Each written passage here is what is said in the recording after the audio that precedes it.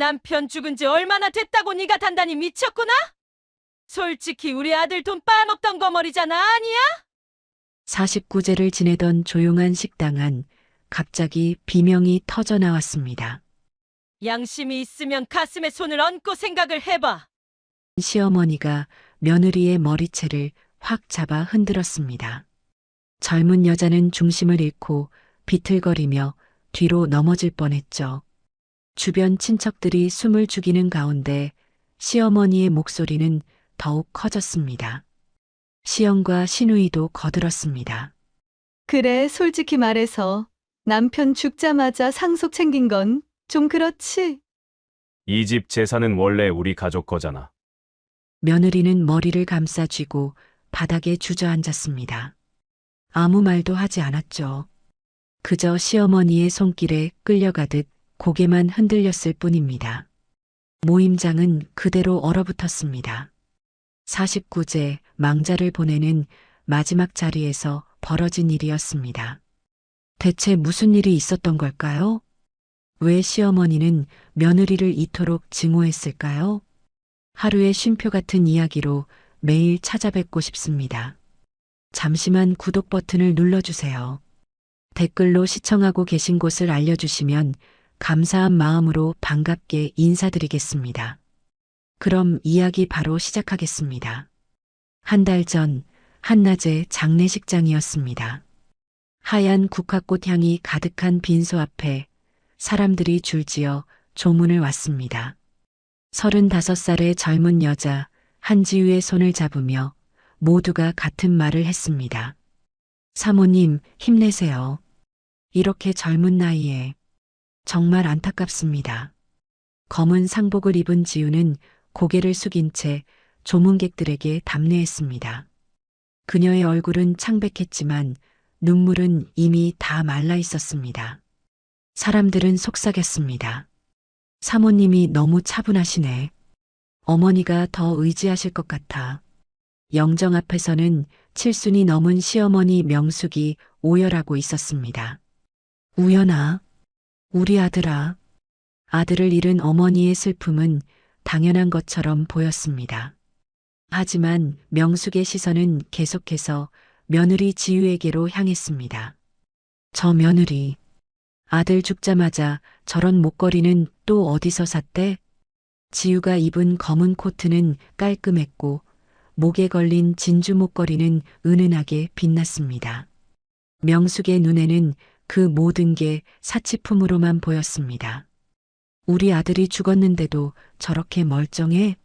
슬프긴 한 거야? 명숙은 며느리의 차분한 모습이 오히려 더 못마땅했습니다.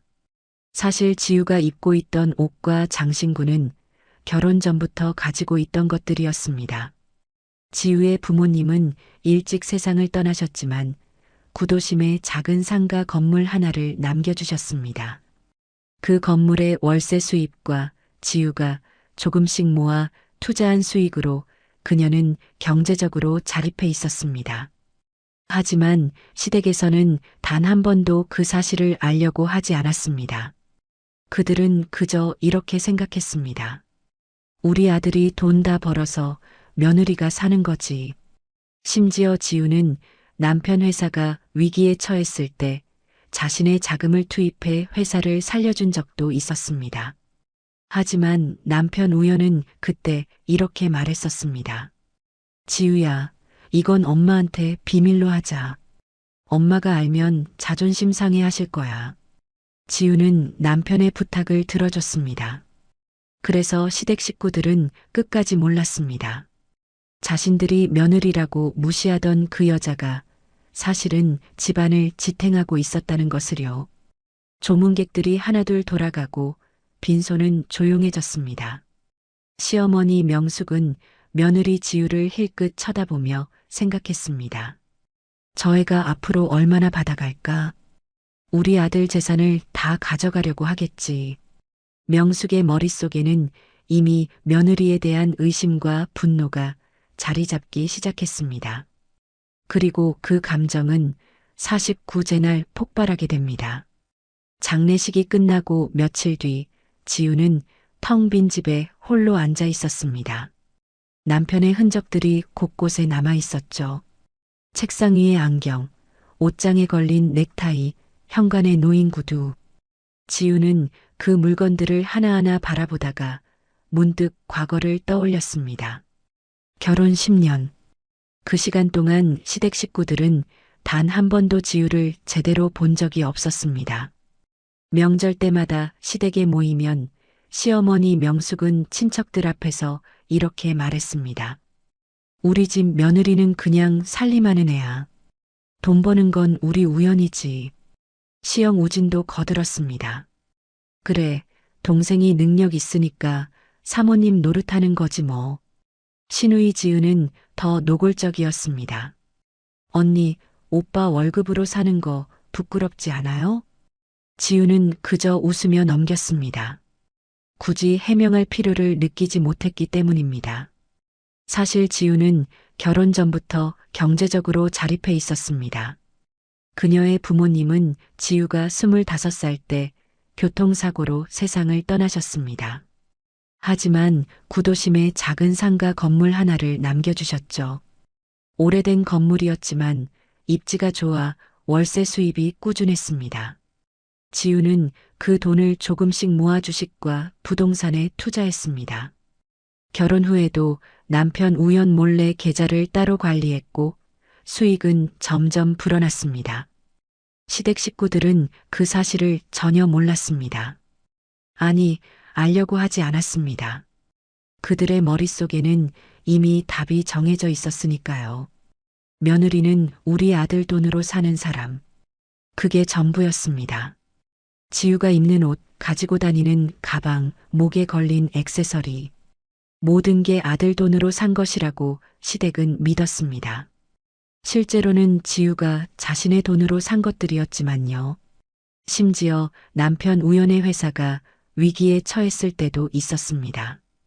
6년 전 우연히 운영하던 식품 유통회사가 거래처 부도로 자금난에 빠졌습니다.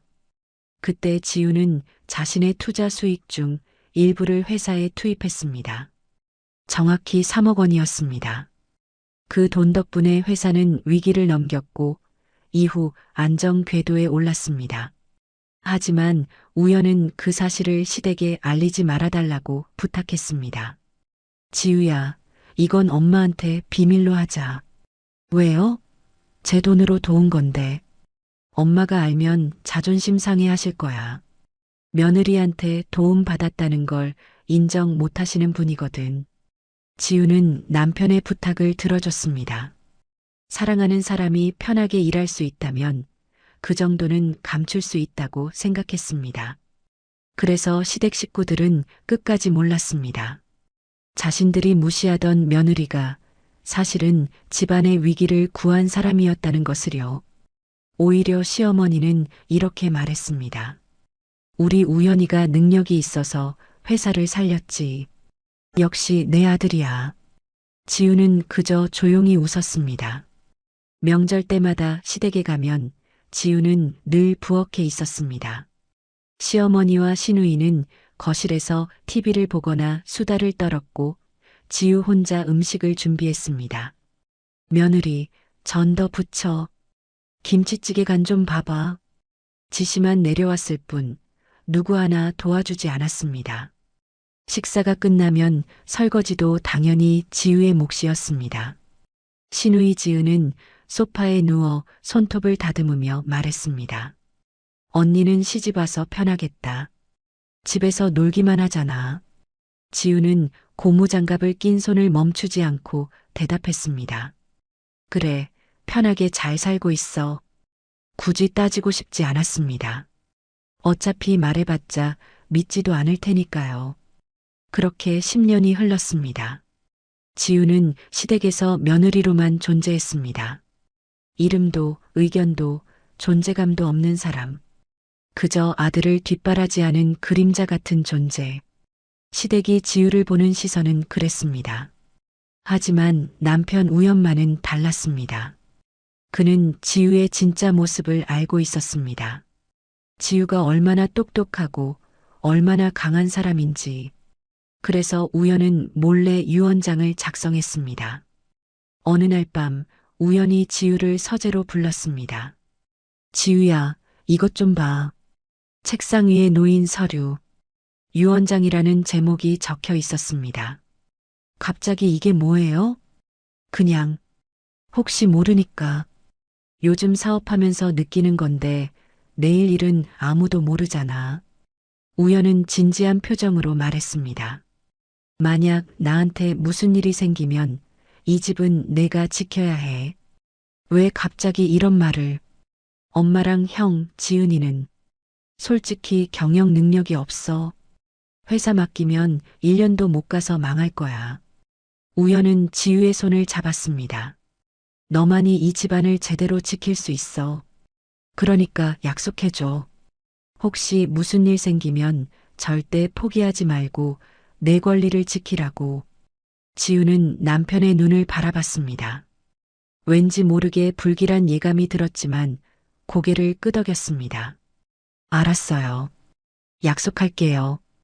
그 약속이 앞으로 지우의 삶을 바꿀 결정적인 카드가 될 줄은 그때는 몰랐습니다. 우연은 유언장을 서랍 깊숙이 넣으며 말했습니다. 이건 우리 둘만 아는 비밀이야. 그리고 석 달 뒤 우연은 갑작스러운 심장마비로 세상을 떠났습니다. 41살의 나이였습니다. 지우는 남편의 장례를 치르며 생각했습니다. 이제 시작이구나. 시댁 식구들의 시선이 느껴졌습니다. 재산을 노리는 눈빛, 며느리를 의심하는 표정, 그리고 머지않아 폭발할 분노. 지우는 조용히 결심했습니다. 이제는 내 이름으로 살아야 할 때야. 남편이 남긴 마지막 부탁, 유언장. 그것이 곧 전쟁의 시작이 될 것이었습니다. 49제 날이 밝았습니다. 남편이 세상을 떠난 지 꼭 49일째 되는 날이었습니다. 지우는 검은색 코트를 입고 거울 앞에 섰습니다. 목에는 평소 즐겨 쓰던 진주 목걸이를 걸었습니다. 결혼 전 어머니께서 물려주신 것이었죠. 가방도 특별히 새로 산 것이 아니라 몇 년 전부터 쓰던 것이었습니다. 하지만 지우는 알고 있었습니다. 오늘 시댁 식구들이 자신을 어떤 눈으로 볼지. 어차피 뭘 해도 트집 잡을 거야. 지우는 한숨을 쉬며 집을 나섰습니다. 49제는 작은 한식당에서 치러졌습니다. 시어머니 명숙, 시영 우진, 시누이 지은, 그리고 몇몇 친척들이 모였습니다. 지우가 들어서자 시어머니와 시누이의 시선이 동시에 그녀에게 꽂혔습니다. 명숙의 눈은 지우의 목걸이에서 멈췄습니다. 저 목걸이 또 새로 샀나? 시누이 지은은 지우의 가방을 훑어봤습니다. 저 가방도 비싸 보이네. 오빠 죽었는데 저렇게 멀쩡하게 치장하고 다니네. 지우는 조용히 자리에 앉아 합장했습니다. 식사가 시작됐고 사람들은 고인을 추억하며 이야기를 나눴습니다. 하지만 공기는 무거웠습니다.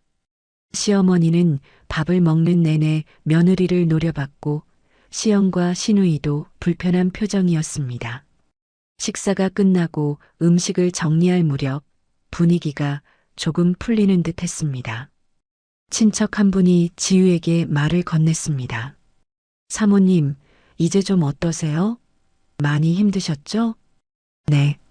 그래도 이제는 조금씩. 그때였습니다. 시어머니 명숙의 얼굴이 돌처럼 굳었습니다. 그녀는 갑자기 자리에서 벌떡 일어나더니 지우에게 성큼성큼 다가왔습니다. 주변 사람들이 이상한 기운을 감지하고 숨을 죽였습니다.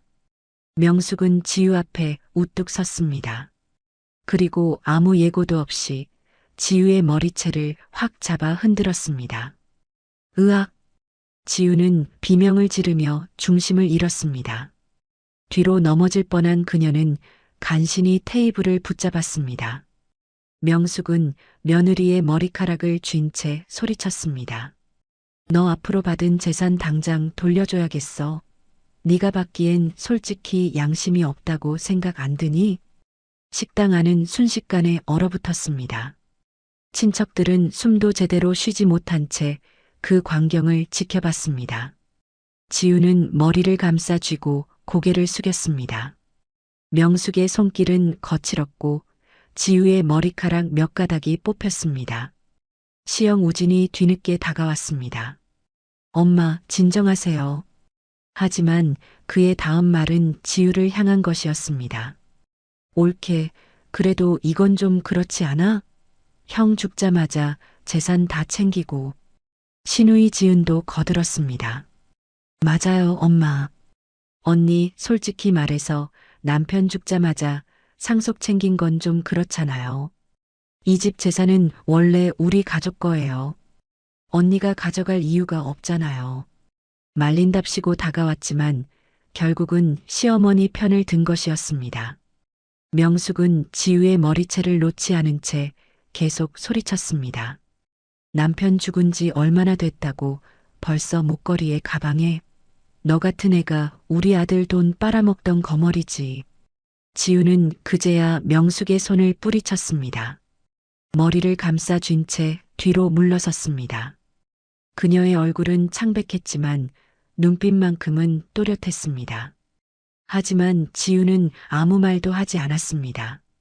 그저 시어머니를, 시영을, 신우이를 차례로 바라봤을 뿐입니다. 명숙은 숨을 몰아쉬며 마지막 일격을 날렸습니다. 너 같은 애가 우리 집안 재산 물려받는 거 보고만 있을 것 같아? 꿈도 꾸지 마. 친척 한 분이 조심스럽게 끼어들었습니다. 명숙 씨, 그래도 법적으로는. 법이 뭐가 중요해요? 양심이 있어야지. 명숙은 귀를 막았습니다. 주변 사람들은 어쩔 줄 몰라 했고 지우는 그저 조용히 서 있었습니다. 한참 뒤 지우가 작은 목소리로 말했습니다. 어머니, 저 먼저 가보겠습니다. 뭐, 지금 도망가려고? 도망가는 게 아니라 할 일이 있어서요. 지우는 가방을 집어들고 식당을 나섰습니다. 뒤에서 시어머니의 고함이 들렸지만 돌아보지 않았습니다. 그날 이후 시댁 식구들의 태도는 완전히 바뀌었습니다. 명숙은 친척들에게 전화를 돌렸습니다. 우리 며느리가 아들 재산 다 빼돌렸어요. 경찰에 신고해야 할까요? 우진은 회사 사람들에게 말했습니다. 재수 씨가 형 유산을 독차지하려고 해요. 원래 우리 가족 거인데. 지은은 친구들에게 하소연했습니다. 우리 올케가 오빠 죽자마자 재산 챙기고 명품 사고 다녀. 양심도 없는 거 아니야? 시댁 식구들은 지우를 재산을 빼앗아간 도둑으로 규정했습니다. 하지만 정작 지우는 조용했습니다. 집에 돌아온 그녀는 서재로 향했습니다. 남편 우연히 생전에 쓰던 책상 서랍을 열었습니다. 그 안에는 봉투 하나가 들어 있었습니다. 유언장이라고 적힌 봉투. 지우는 그것을 꺼내 책상 위에 놓았습니다. 그리고 자신의 방으로 가서 금고를 열었습니다. 금고 안에는 각종 서류들이 정리되어 있었습니다. 구도심 상가 건물 등기부등본, 주식 계좌 내역서, 투자 수익 증명서, 그리고 남편 회사에 투자했던 3억 원의 증빙 서류. 지우는 그 서류들을 하나하나 책상 위에 펼쳐 놓았습니다. 그녀의 입가에 작은 미소가 번졌습니다. 그래, 연극은 여기까지야. 지우는 휴대폰을 꺼내 번호 하나를 찾았습니다. 변호사 최민정. 대학 동창이자 지우가 가장 믿는 친구였습니다. 지우는 통화 버튼을 눌렀습니다. 민정아, 나야. 지우야? 무슨 일이야? 변호사 일로 좀 의뢰하고 싶은 게 있어서. 시간 돼? 당연하지. 언제 올래? 내일 아침 가능해? 오케이.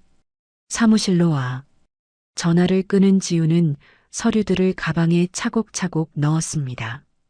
창밖으로 밤이 깊어가고 있었습니다. 지우는 혼잣말로 중얼거렸습니다. 이제는 제대로 보여줄 시간이야. 남편이 남긴 유언장. 그리고 지유 자신이 평생 쌓아온 증거들. 이제 그것들이 빛을 발할 차례였습니다. 시댁 식구들은 아직 몰랐습니다. 자신들이 상대하고 있는 며느리가 사실은 어떤 사람인지, 그리고 곧 마주하게 될 진실이 얼마나 충격적일지. 지우는 서류 가방을 꼭 안고 잠자리에 들었습니다. 내일부터 진짜 전쟁이 시작됩니다. 49제가 끝난 다음 날 시영 오지는 양복을 말끔히 차려입고 동생의 회사로 향했습니다. 이제 회사는 내가 맡아야지. 내가 형이니까. 그는 확신에 차 있었습니다. 동생이 운영하던 식품 유통회사는 중견 규모였습니다. 직원도 50명이 넘었고 연매출도 상당했죠. 우지는 회사 정문을 당당히 걸어 들어갔습니다. 우연 대표님 형이신 분 오셨습니다. 직원들이 수군거리며 그를 맞았습니다. 우지는 곧장 비서실로 갔습니다. 제가 동생 우연이 형입니다. 앞으로 제가 회사를 맡겠습니다. 비서는 당황한 표정으로 고개를 끄덕였습니다. 아, 네, 잠시만 기다려주세요. 비서는 급히 전화를 걸었고 잠시 후 경영지원실장이 나왔습니다. 안녕하세요, 우진 씨. 고인의 형님이시죠? 네, 그렇습니다. 이제 제가 회사를 이어받아야 할 것 같아서 왔습니다.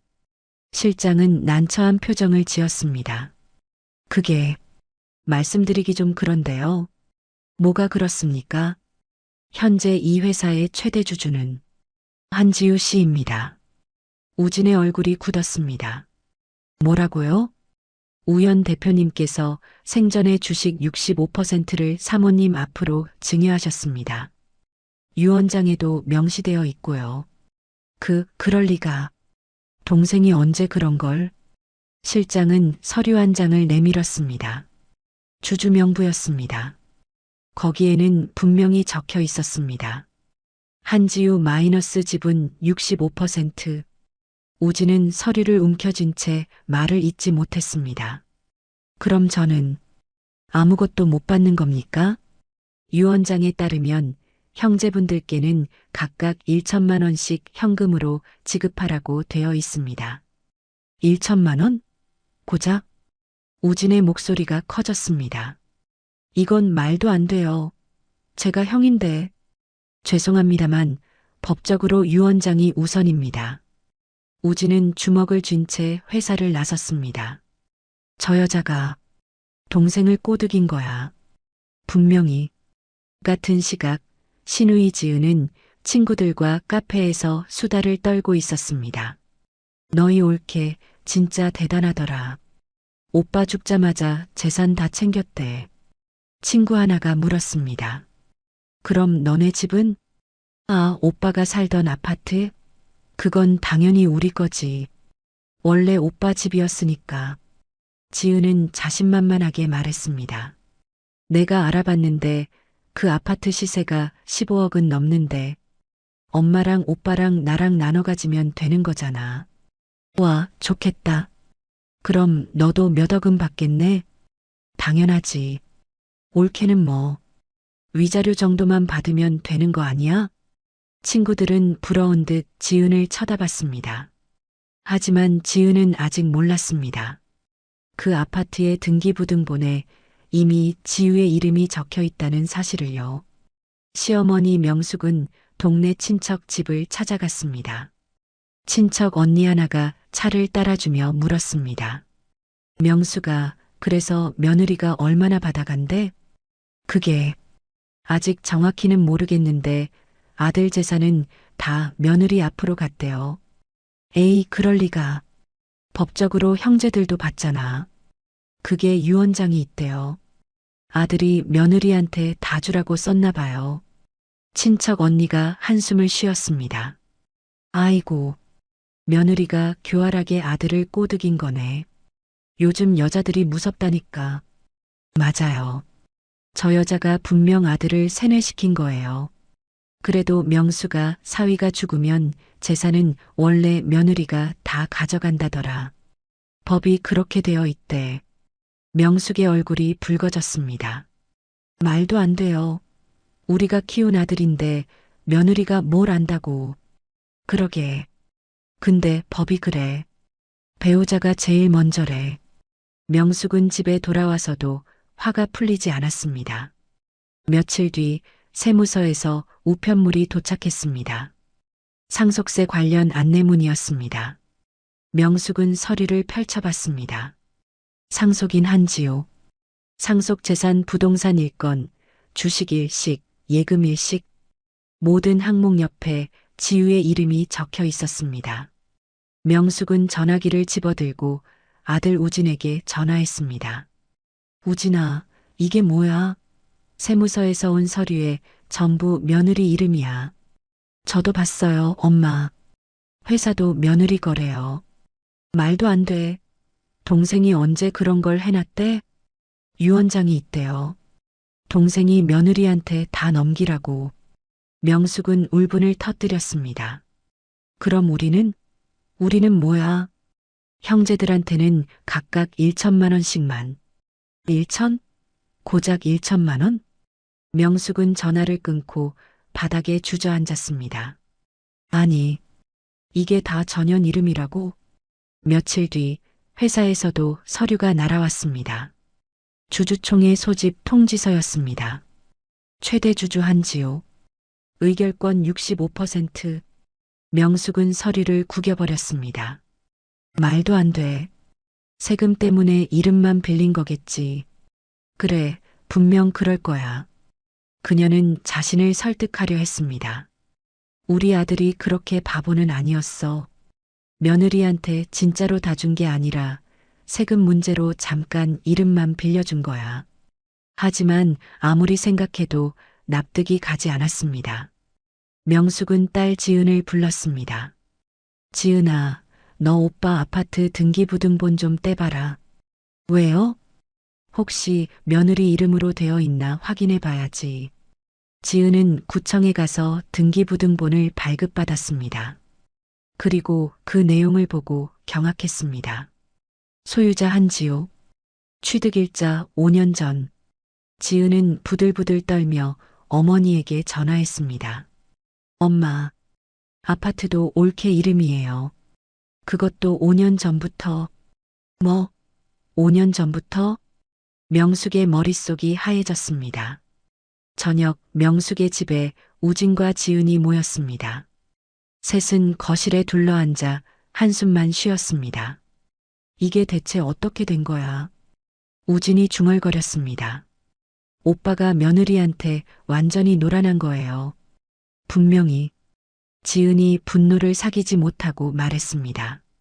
명숙은 두 손으로 얼굴을 감췄습니다. 그 여자가 우리 아들을 세뇌시킨 거야. 교활하게. 우진이 말했습니다. 엄마, 변호사 선임해서 소송 걸어야 할 것 같아요. 그래, 이건 정상이 아니야. 며느리가 뭔가 속인 거 분명해. 지은도 거들었습니다.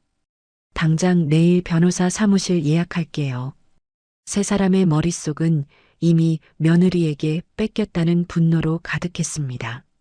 그들은 단 한 번도 생각하지 못했습니다. 지우가 원래부터 경제적으로 자립해 있었다는 것을, 지우가 오히려 회사를 살렸다는 것을, 그리고 남편이 진심으로 지우를 믿고 모든 걸 맡겼다는 것을. 그들이 보고 싶은 것만 받고 믿고 싶은 것만 믿었습니다. 며느리는 아들 돈으로 사는 여자. 그 편견이 진실을 가렸습니다. 명숙은 창밖을 바라보며 이를 갈았습니다. 두고 봐. 내가 절대 가만 안 있어. 그녀는 아직 몰랐습니다.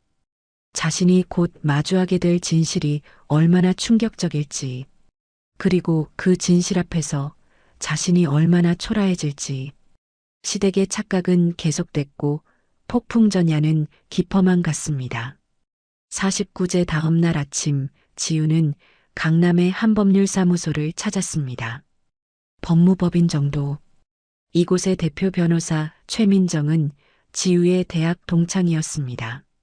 둘은 법학과에서 만나 15년 넘게 우정을 이어왔죠. 지우야. 민정이 반갑게 맞아주었습니다. 하지만 지우의 표정을 보더니 곧 심각해졌습니다. 무슨 일 있어?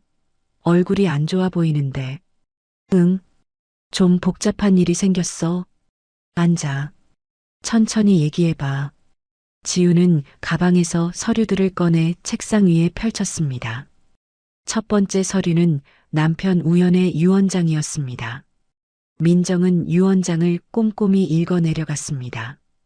배우자 한지우에게 전 재산 상속, 형제들에게는 각 1천만 원씩 현금 지급.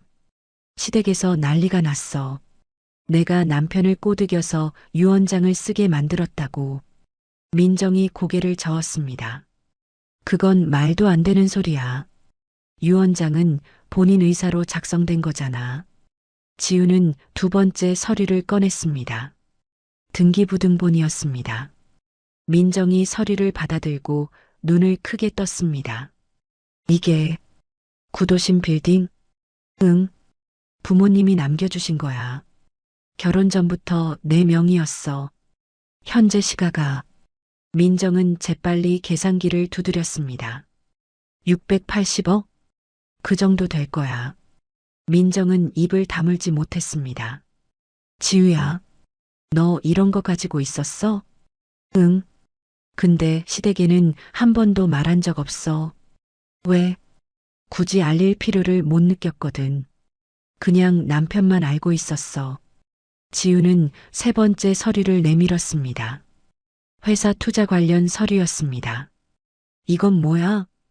6년 전에 남편 회사가 위기였을 때 내가 3억 원 투입한 거야. 내 돈으로. 민정은 서류를 자세히 들여다봤습니다. 한지우 명의 계좌에서 우현식품법인 계좌로 이체. 맞네. 그때 그 돈이 없었으면 회사 문 닫았을 거야. 시댁에서는 이것도 몰라? 응. 남편이 자존심 상할까봐 비밀로 해달라고 해서. 민정은 한숨을 쉬었습니다. 지우야, 너 진짜. 지우는 마지막 서류 뭉치를 꺼냈습니다. 주식계좌 내역서, 부동산 투자 증빙, 예금 통장 사본들. 모두 지우 명의였습니다. 민정은 하나하나 검토하며 고개를 끄덕였습니다. 정리해보자. 너는 결혼 전부터 680억짜리 빌딩 소유자였고 남편 회사 위기 때 3억 원을 투입했고 개인 자산도 상당하다. 맞지? 응. 그런데 시댁에서는 너를 남편 돈으로 사는 여자로 봤고? 맞아. 민정은 웃음을 터뜨렸습니다. 이거 완전 코미디네. 진짜 웃길 일이 아니야, 민정아. 미안. 근데 너무 황당해서. 시댁 사람들이 얼마나 무지했으면. 민정은 서류들을 정리하며 말했습니다. 지우야, 결론부터 말할게. 법적으로는 너무너무 명확해. 정말? 응. 유언장은 적법하게 작성됐고 내 개인 자산은 애초에 시댁이 건드릴 수 없는 거야. 그냥 서류만 보여주면 끝나. 그럼 시댁에서 소송 걸면? 이길 확률 제로. 아니, 마이너스야. 민정은 유언장을 다시 펼쳤습니다. 잠깐, 여기 뭐가 더 있네? 유언장 구석에 작은 글씨가 적혀 있었습니다. 지우는 그것을 보지 못했었습니다. 민정이 천천히 읽어 내려갔습니다. 엄마는 평생 나만 봤고 넌 평생 우리 둘을 지켰어. 그러니 지우야, 이 집은 내가 지켜. 지우의 눈에 눈물이 맺혔습니다. 남편이 이런 말을 남겼구나. 민정도 숙연한 표정이 되었습니다. 지우야, 남편분이 너를 정말 믿었던 거야. 그리고 내가 집안을 지탱하고 있다는 걸 알고 있었어. 지우는 유언장을 조용히 접었습니다. 그리고 한참 동안 아무 말도 하지 못했습니다. 민정이 물 한 잔을 건네며 말했습니다. 지우야, 이제 어떻게 할 거야? 시댁에서 계속 압박할 것 같아. 소송도 걸 거고. 그럼 우리도 준비하자. 나한테 맡겨. 고마워, 민정아. 뭘, 친구 좀 도와주는 거지. 민정은 서류들을 파일에 정리하며 말했습니다. 시댁에서 유언장 무효 소송 걸면 우리는 이 모든 증거를 제출하면 돼. 내가 원래부터 경제적으로 자립해 있었다는 것, 오히려 집안을 도왔다는 것. 그럼 시댁은 할 말 없어질 거야. 완전히. 지우는 고개를 끄덕였습니다. 민정아, 솔직히 말하면 나 좀 무서워. 뭐가? 시어머니랑 정면으로 맞서는 게 10년 동안 참고 살았는데 이제 와서 싸우려니까. 민정이 지우의 손을 꼭 잡았습니다. 지우야, 넌 이미 충분히 참았어. 10년 동안 무시당하고 무례한 대우받고 그래도 참았잖아. 이젠 내 권리를 지킬 때야. 그리고 생각해봐. 남편이 너한테 이 모든 걸 맡긴 이유가 뭐겠어? 내가 제일 잘할 수 있다고 믿었기 때문이야. 지우는 천천히 고개를 들었습니다. 맞아. 남편이 날 믿었지. 그래. 그러니까 이제 너도 너 자신을 믿어. 지우는 유언장을 가방에 넣으며 말했습니다.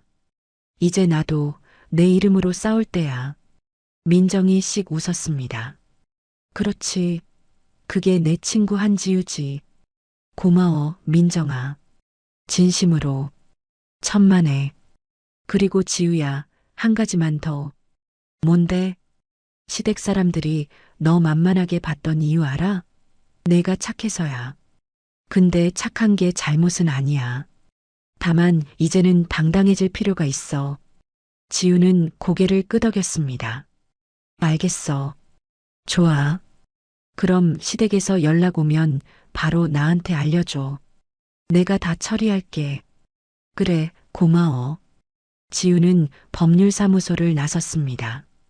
가방 속에는 남편의 유언장과 자신의 모든 증거들이 들어 있었습니다.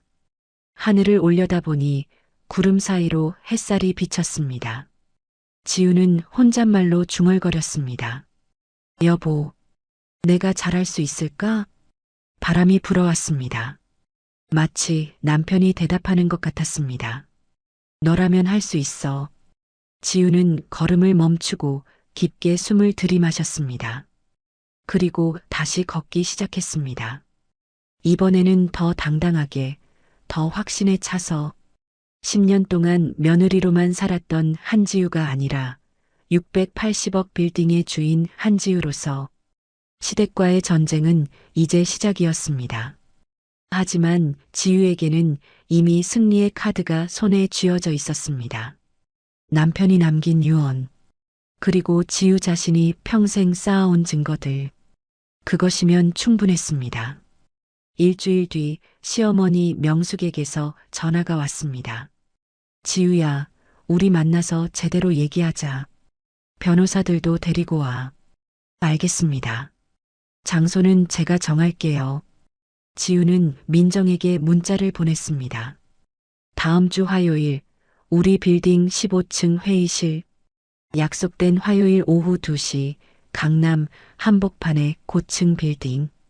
시어머니 명숙, 시영 우진, 시누이 지은은 낯선 변호사 한 명과 함께 빌딩 로비에 도착했습니다.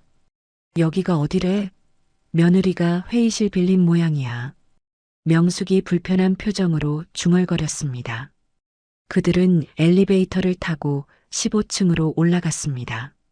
문이 열리고 넓은 복도 끝에 유리로 된 회의실이 보였습니다. 어서 오세요. 지우가 회의실 문 앞에서 그들을 맞이했습니다. 옆에는 민정이 서 있었습니다.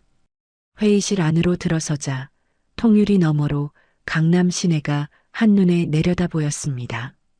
긴 테이블을 사이에 두고 양쪽에 의자들이 놓여 있었습니다.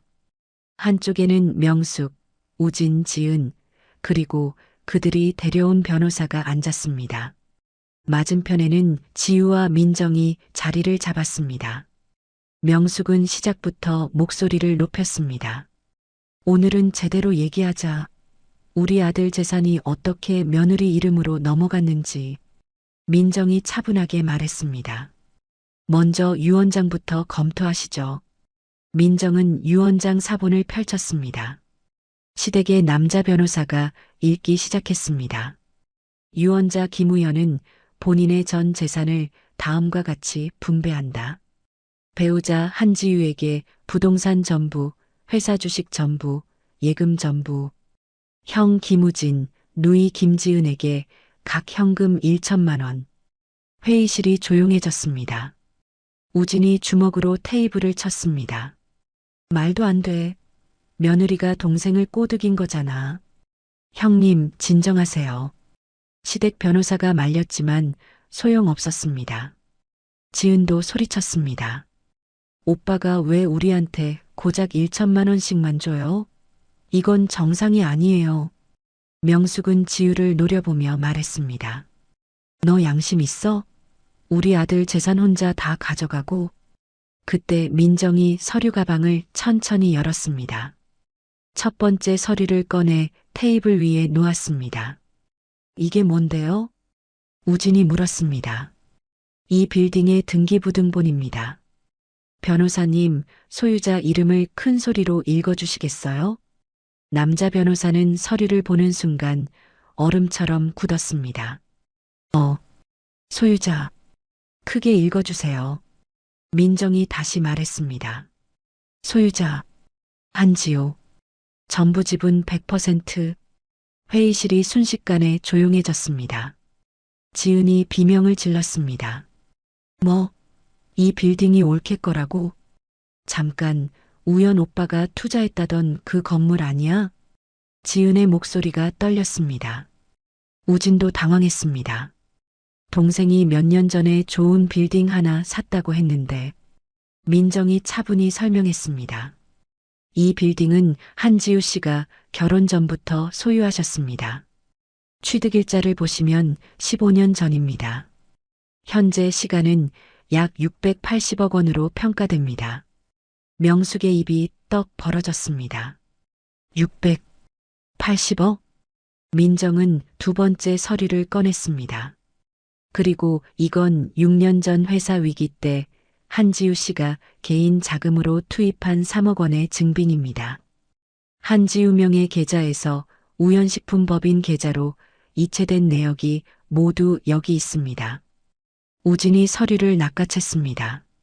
하지만 거기에는 분명히 적혀 있었습니다. 송금인 한지우. 금액 3억 원. 우진의 손이 떨렸습니다. 이게 무슨... 민정은 세 번째, 네 번째 서류를 차례로 꺼냈습니다. 주식계좌, 부동산 투자 증빙, 각종 자산 증명서. 한지우 씨는 결혼 전부터 경제적으로 자립해 계셨고 오히려 남편 회사가 어려울 때 도움을 주셨습니다. 민정의 목소리는 또렷했습니다. 지우가 처음으로 입을 열었습니다. 어머니. 명숙은 지우를 바라봤습니다. 저는 어머니 재산을 가져간 적이 없어요. 제 돈으로 산 것들과 남편이 저에게 남겨준 것들 뿐입니다. 그럼 우리 아들이 번 돈은? 명숙이 떨리는 목소리로 물었습니다. 남편이 번 돈은 남편 뜻대로 저에게 상속됐습니다. 유 원장에 명시된 대로요. 명숙이 마지막으로 외쳤습니다. 양심이 있으면 돌려놔. 지우의 눈빛이 변했습니다. 49제 날이 떠올랐습니다. 어머니, 49제 날 저에게 하신 말 기억나세요? 너 앞으로 받은 재산 당장 돌려줘야겠어. 네가 받기엔 양심이 없다고 생각 안 드니?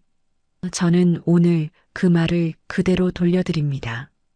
양심이 없었던 쪽이 누군지는 서류가 말하고 있잖아요. 회의실은 정적에 휩싸였습니다. 명숙은 입술을 떨며 아무 말도 하지 못했습니다. 우진과 지은도 고개를 숙였습니다. 시댁 변호사가 서류를 덮으며 한숨을 쉬었습니다. 의뢰인분들, 이건 소송 걸어도 승산이 없습니다. 민정이 마무리했습니다. 더 이상 한지우 씨를 괴롭히시면 명예훼손으로 법적 대응하겠습니다. 명숙은 비틀거리며 일어났습니다. 우진과 지은이 그녀를 부축했습니다. 세 사람은 아무 말 없이 회의실을 나갔습니다. 문이 닫히고 지우와 민정만 남았습니다. 민정이 지우의 어깨를 두드렸습니다. 잘했어. 지우는 창밖을 바라봤습니다. 높은 빌딩들 사이로 햇살이 쏟아지고 있었습니다. 이 빌딩, 원래부터 며느리 집이었습니다. 지우는 조용히 말했습니다. 10년 동안 무시당했던 며느리가 아니라 680억 빌딩의 주인으로서 그녀는 이제 자신의 이름으로 서 있었습니다. 회의실 대결 이후 시댁 식구들의 삶은 급격히 무너지기 시작했습니다. 가장 먼저 무너진 사람은 시영 우진이었습니다. 우진은 동생의 유산을 받지 못하자 자신의 돈으로 사업을 벌였습니다. 이번엔 내가 큰 돈 벌어서 며느리 코 납작하게 만들어주겠어. 그는 지인의 소개로 해외 부동산 투자에 뛰어들었습니다. 전 재산 3억 원을 쏟아부었습니다. 하지만 그것은 사기였습니다. 석 달 만에 투자금은 흔적도 없이 사라졌고 우진은 추가로 2억 원의 빚까지 지게 되었습니다. 형님, 이번 달 이자라도 갚으셔야죠. 조금만 기다려주세요.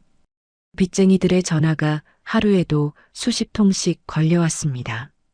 우진은 집도 팔고 차도 팔았지만 빚은 눈덩이처럼 불어났습니다. 결국 그는 작은 월세방으로 쫓겨났습니다. 밤마다 술을 마시며 중얼거렸습니다. 동생이 나한테도 조금만 줬어도. 하지만 이미 늦었습니다. 신우이 지은의 상황도 나아지지 않았습니다. 오빠 유산을 기대했던 지은은 1천만 원만 받자 충격에 빠졌습니다. 이걸로 뭘 하라는 거야? 그녀는 그 돈을 명품 가방과 옷을 사는데 다 써버렸습니다. 석 달 만에 바닥났습니다. 남편과의 관계도 악화됐습니다. 당신 친정 오빠 유산 받는다며? 그래서 돈 언제 들어와? 그게 올케가 다 가져가서. 뭐? 그럼 우리는? 남편은 실망한 표정으로 고개를 저었습니다. 지은은 생활비를 벌기 위해 마트에서 아르바이트를 시작했습니다. 하지만 오래 버티지 못했습니다. 우울증이 찾아왔습니다. 나는 왜 이렇게 살아야 하지? 친구들의 연락도 끊었고 집에만 틀어박혀 지냈습니다. 남편은 결국 이혼을 요구했습니다. 이렇게는 못 살겠어. 헤어지자. 지은은 아무 말도 하지 못했습니다. 시어머니 명숙의 노후도 흔들리기 시작했습니다. 아들 우연히 살아있을 때는 매달 용돈을 받았습니다. 하지만 이제는 아무도 그녀를 챙기지 않았습니다. 큰아들 우진은 빚에 쪼들렸고 딸 지은은 이혼 위기였습니다. 명숙은 친척들에게 전화를 돌렸습니다. 언니, 나 좀 도와줘. 생활비가 없어서. 명수가 미안한데 우리도 여유가 없어. 그래도 친척 아니야. 너도 아들한테 재산 그렇게 많이 물려받았잖아. 그거로 살아. 친척들은 냉정했습니다. 명숙이 며느리를 괴롭혔다는 소문이 돌았기 때문입니다. 명숙이가 며느리한테 너무했대. 49제 날 머리채까지 잡았다며? 그러게. 자기가 가난해서 그러는 줄 알았더니 며느리가 부자였다더라. 명숙은 동네에서도 손가락질을 받았습니다. 어느 날 저녁 명숙은 텅 빈 집에 혼자 앉아 있었습니다. 냉장고에는 김치와 된장만 남아 있었습니다. 그녀는 떨리는 손으로 휴대폰을 꺼냈습니다. 한참을 망설이다가 한 번호를 눌렀습니다. 며느리 지우였습니다. 신호음이 길게 울렸습니다. 여보세요? 지우의 목소리가 들렸습니다. 명숙은 목이 메었습니다. 지우야, 나야. 어머니. 응, 어머니야. 침묵이 흘렀습니다. 명숙은 겨우 입을 열었습니다. 지우야, 미안하다. 이런 말할 자격 없다는 거 알아. 그래도 한 번만 얼굴 보자. 지우는 한참 동안 아무 말이 없었습니다. 명숙은 계속 말했습니다. 내가 너무 잘못했어. 내가 얼마나 힘들었을지. 이제야 알 것 같아. 어머니, 지우가 조용히 말했습니다. 저는 이제 누군가의 며느리로 사는 삶이 아니라 제 인생을 살려고 해요. 어머니 문제는 어머니가 먼저 정리해 보세요. 명숙의 눈에서 눈물이 흘러내렸습니다. 그래, 내 말이 맞아. 어머니도 이제 당신 인생을 사셔야죠. 지우의 목소리는 차분했지만 단호했습니다. 지우야, 그래도 어머니, 제가 할 수 있는 건 여기까지예요. 지우는 전화를 끊었습니다. 명숙은 휴대폰을 붙잡고 한참을 울었습니다. 며칠 뒤 명숙의 통장에 500만 원이 입금됐습니다. 송금인은 한지우였습니다. 메시지가 함께 왔습니다.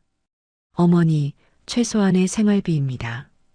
이제부터는 당신이 선택하셔야 합니다. 명숙은 통장을 보며 눈물을 흘렸습니다. 며느리는 끝까지 인간적인 선을 지켰습니다. 하지만 더 이상 며느리로서가 아니라 성인 대 성인으로서 명숙은 깨달았습니다. 자신이 10년 동안 무시했던 며느리가 사실은 가장 큰 사람이었다는 것을, 그리고 자신이 잃어버린 것이 무엇인지, 계산대로 움직이려 했던 욕심이 결국 모든 것을 잃게 만들었다는 것을. 명숙은 창밖을 바라보며 중얼거렸습니다. 내가 정말 바보였구나. 하지만 후회는 이미 늦었습니다. 며느리는 더 이상 시댁의 며느리가 아니었습니다. 그녀는 이제 자신의 이름으로 자신의 길을 걷고 있었습니다. 몇 달이 흘렀습니다. 계절이 바뀌고 세상도 조금씩 변해갔습니다. 지우는 강남의 고층 빌딩 옥상에 서 있었습니다. 680억짜리 빌딩, 그녀의 빌딩. 손에는 따뜻한 커피 한 잔이 들려 있었습니다. 아래로는 서울 시내가 한눈에 펼쳐져 있었습니다. 저 멀리 한강도 보였습니다. 지우는 깊게 숨을 들이마셨습니다. 자유로웠습니다. 엄마, 뒤에서 아이의 목소리가 들렸습니다. 6살 아들 준서였습니다. 준서야, 천천히 와. 엄마, 여기 너무 높아. 아이는 신기한 듯 난간 너머를 내려다봤습니다. 지우는 아들의 손을 잡아주었습니다. 오늘은 어디가? 응, 오늘은 엄마 회사 간다. 아빠 회사 아니고? 아니, 오늘은 엄마 이름으로 된 엄마가 지키는 회사. 아이는 고개를 끄덕였습니다. 지우는 아들을 안아 올렸습니다. 준서야, 엄마가 하나 알려줄게.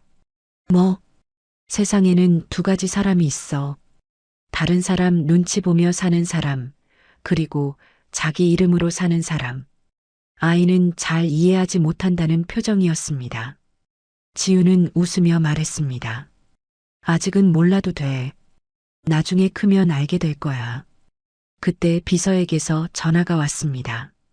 사장님, 오늘 오후 이사회 준비 완료됐습니다. 네, 알겠습니다. 곧 내려갈게요. 지우는 이제 남편 회사의 대표이사였습니다. 처음에는 형식적인 자리인 줄 알았던 직원들도 이제는 그녀를 진심으로 존중했습니다. 회사는 그녀의 경영 아래 더욱 성장했습니다. 매출은 작년 대비 30% 늘었고 직원 복지도 대폭 개선됐습니다. 지우는 남편이 꿈꿨던 회사를 그녀만의 방식으로 키워가고 있었습니다.